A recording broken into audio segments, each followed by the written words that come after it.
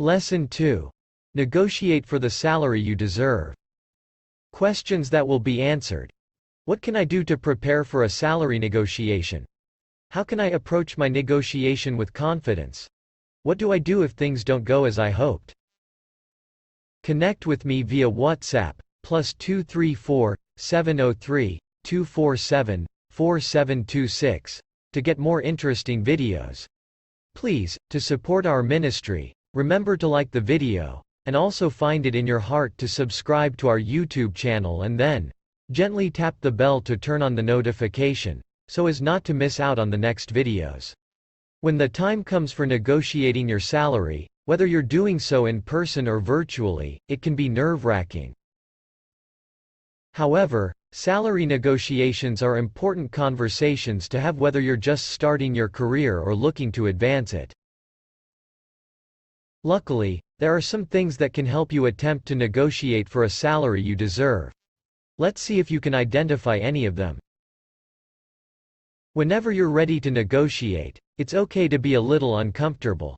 But consider what's the worst that could happen. Remember, you've been offered this position for a reason. The people you're negotiating with like you, and think you're a valuable addition to the team. Unless you're on completely different pages when it comes to expectations, they probably want to reach an agreement as much as you do. If you've done your research and approach things reasonably and respectfully, the chance of them rescinding their offer is extremely unlikely. While the research you've done will go a long way in your discussion, consider writing a loose script to follow. This doesn't need to be something you memorize or bring to the meeting. Just an outline with some of the talking points you'd like to cover. Practicing what you'll say, including the phrasing you'll use, can help you feel more comfortable and confident when the meeting begins. Say that, even after you've considered the worst and prepared your script, you're still nervous. Think about what you do when you're nervous, like tapping your feet, picking your nails, or speaking extra fast. When we're uncomfortable, we often change our body language or voices.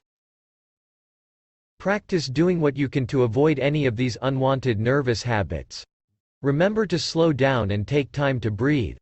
You can also bring a notebook to occupy your hands if that will help you.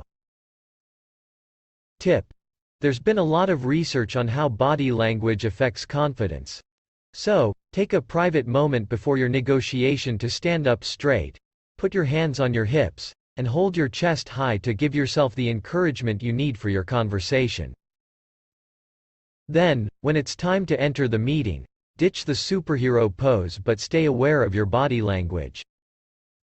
Sit up straight and make eye contact with the person you're speaking to. Not only does this convey respect, but it will continue to boost your confidence as you discuss what you're hoping to get from them.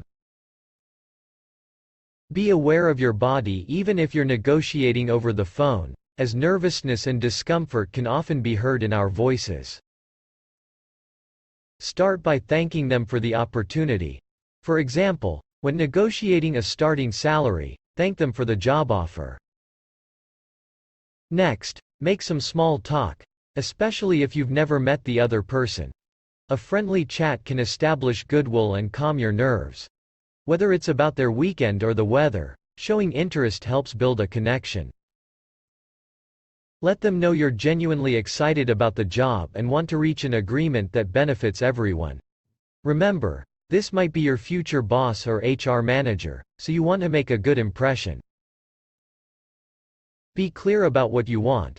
If they already proposed a salary, know going into the conversation what you want to ask for. If they only expressed interest in hiring you without offering a number, let them take the lead. Once they've made an offer, give yourself some time to think about it.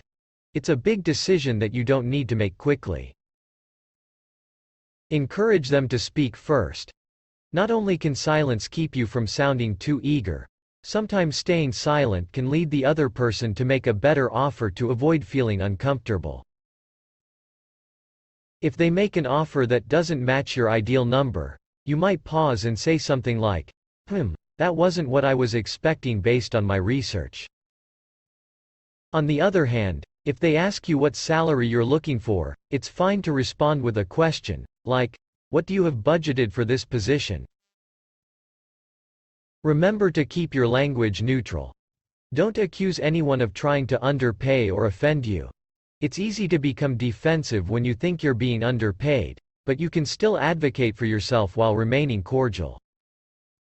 In any negotiation, there may be a time where you need to use your backup plan. If their first offer is firm, see what else you might be able to get, like an agreement to revisit this negotiation if a certain benchmark is met. Remember your bottom line, aka, the minimum you'd be happy with at this job. If you can't come to an agreement that meets your minimum demands, it's okay to decline the offer and find something that works better for you. Do this now. Now that you've gotten some suggestions for how to approach a salary negotiation with confidence, let's see what actions you'd personally like to focus on. Let's make a list.